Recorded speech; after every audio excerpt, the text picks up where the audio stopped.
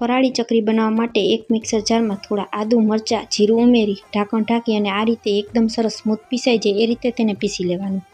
હવે 1 કપ જેટલા બાફેલા બટાકાનો છૂંદો કરી અને તેને મોટા વાસણમાં ઉમેરશું. તેમાં તૈયાર કરેલા આદુ મરચાંની પેસ્ટ, 1 કપ રાજગરાનો લોટ, 1/4 કપ તપકીનો લોટ, સ્વાદ અનુસાર ફરાળી સિંધાલું મીઠું, અડધી ચમચી લાલ મરચું પાવડર, અડધી ચમચી સફેદ તલ અને 2 ચમચી જેટલું ઘી ઉમેરી બધી વસ્તુ હાથેથી મિક્સ કરી પાણી ઉમેર્યા વગર લોટ બાંધી લેશો. આમાંથી તમે જે વસ્તુ ફરાળમાં ન ખાતા હોય તેને સ્કીપ પણ કરી શકો.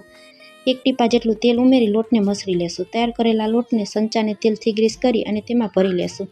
એક થાળી ઊંધી રાખી અને તેની ઉપર આ રીતે સંચાને થાળીથી થોડો ઉપર રાખી ગોળ ગોળ સંચો ફેરવતા જઈ ચકરી પાડી તૈયાર કરી લેશું. કઢાઈમાં તેલ ગરમ કરી અને મીડિયમ ફ્લેમ ઉપર આપણે ચકરીને તળી લેશું. ચકરી એક બાજુ એકદમ સરસ ક્રિસ્પી થઈ જાય એટલે ફેરવી અને બીજી બાજુ પણ ક્રિસ્પી કરી લેશું. તો તૈયાર છે ઇન્સ્ટન્ટ ફરાળી ચકરી.